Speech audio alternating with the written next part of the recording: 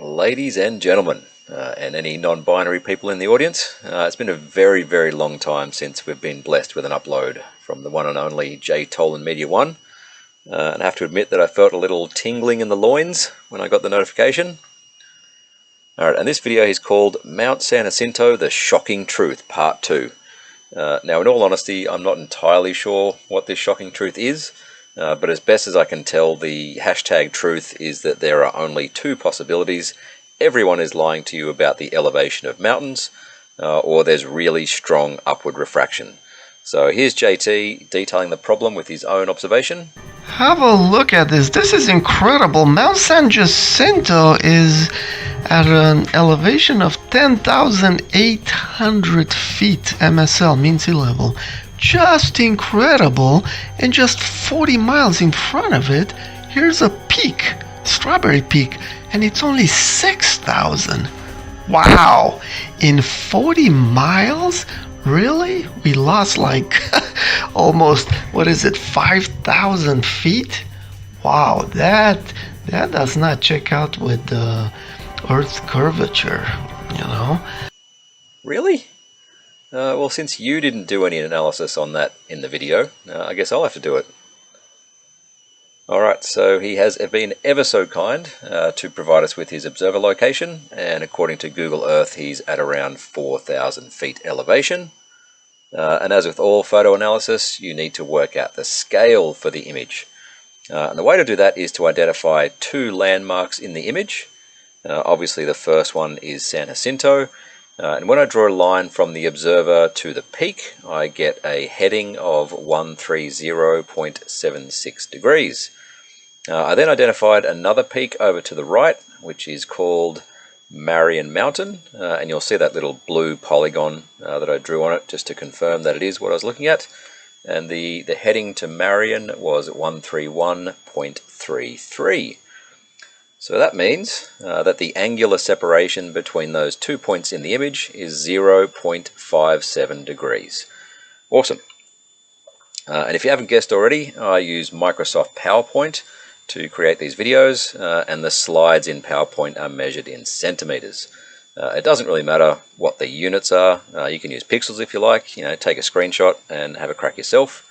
Anyway, all I want to do is come up with a vertical angular separation between San Jacinto and Strawberry Peak on the left. And in PowerPoint, the length of that little green line is only 0.9 centimeters. And if we scale that against the horizontal green line, we come up with our answer. That San Jacinto appears 0.038 degrees above Strawberry Peak in the foreground. Alright, so that's reality, but which model does that fit best? So, on a flat Earth with no refraction, the geometry is incredibly simple. The observer is at 1,220 meters, looking up to 1,880 meters at a distance of about 134 kilometers. So the angle that we should measure is 0.2824. Then we do the same for San Jacinto, and we get an angle of 0.5876. So the angular difference between the two mountains that we should measure on a flat Earth is 0.3052 degrees. But that's clearly not what we saw in reality.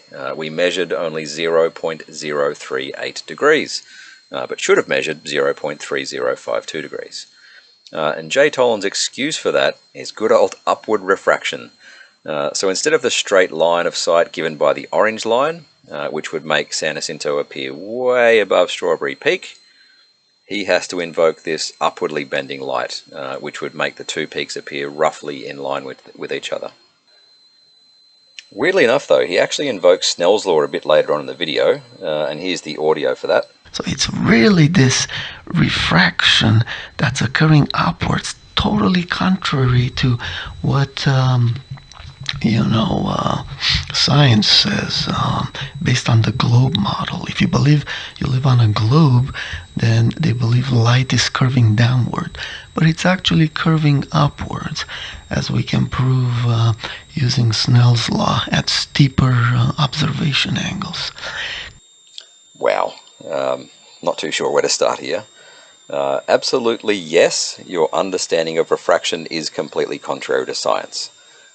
No, believing we live on a globe is not the reason we believe light bends downwards. We believe light bends downwards because the air near the surface is more optically dense than the air at altitude, and Snell's law says that light bends towards that denser medium. So here I've made a really dumbed down example. Since you brought up Snell's law, we're going to treat the atmosphere as discrete layers. And here I've got the less dense layer at altitude with a refractive index of 1. And yeah, I know that's the speed of light in a vacuum.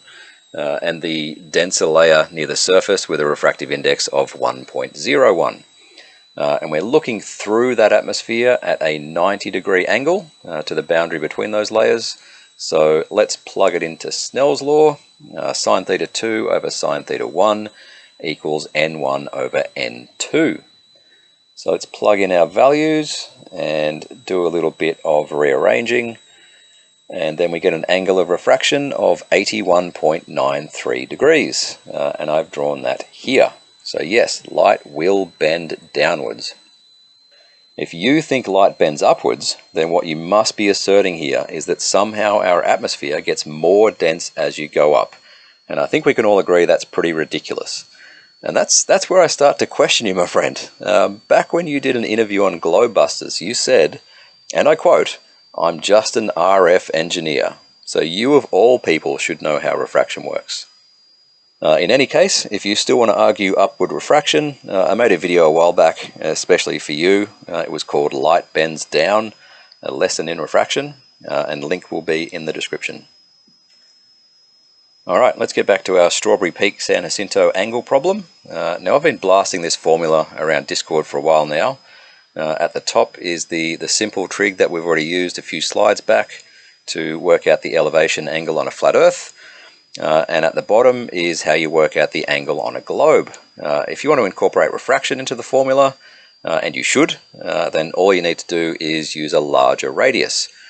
So rather than 6,371 kilometers, you should stick in 7 over 6r, which is 7,433 kilometers. Alright, it's prediction time. Okay, so on the flat Earth, San Jacinto should be 0.5876 degrees above horizontal, and Strawberry Peak should be 0.2824 degrees above horizontal. And that means San Jacinto should appear 0.3052 degrees above Strawberry Peak. And if we plug in all the data into the formula on the previous slide, then for San Jacinto we get an expected angle of 0.1951 degrees below horizontal, and for Strawberry Peak we should get it 0.2338 degrees below horizontal. Which means San Jacinto should appear 0.039 degrees above Strawberry Peak. And who can remember what we actually measured on the photo? 0.038 degrees. So welcome to the globe, everyone. JTolan also took his Theodolite up on Mount Wilson, where the observatory is, and measured the angle to San Jacinto, which was 135 kilometers away. All the flirfs tell me this is an absolute no-no, so I'm expecting the comment section to be full of guys ridiculing him for doing this. But who would have guessed? All the attaboys are in there, patting me on the back for it. Anyway, if you look at his Theodolite reading, it's 89 degrees, 52 minutes and 17 seconds from zenith, which means it's 7 minutes and 43 seconds above horizontal. If you convert that to a decimal angle, you'll get 0.1286 degrees. Alright, I wonder what we get if we plug the info into the formulas. So in reality, he measured 0.1286 degrees. In Flurfill, we were expecting about 0.67 degrees. And in Globetown, we're expecting about 0.1477 degrees. That's only about an arc minute difference, where the FE prediction was off by almost half a degree. So I'm going to call that a win as well. Alright, one last thing. Take a listen to this bit. Now, some of you corrected me and pointed out to the fact that the windmills I identified were actually much taller, and I was able to go out there and verify that indeed that is true. So that was a mistake on my part. Holy crap, dude. Can you see the videos on screen? We went on this utterly insane back and forth for about 2 weeks, where I would show you where you were wrong, and you just kept doubling down with more crap. Links are in the description, of course. But thank you for pointing out that mistake. And as always, I welcome comments, be courteous, and thank you all for all the encouragement. Yeah, I don't know if you welcome comments and feedback. That certainly hasn't been my experience. I do remember you muted me on your channel pretty quickly. Just goes to show you got a lighter flurf. All right, catch ya.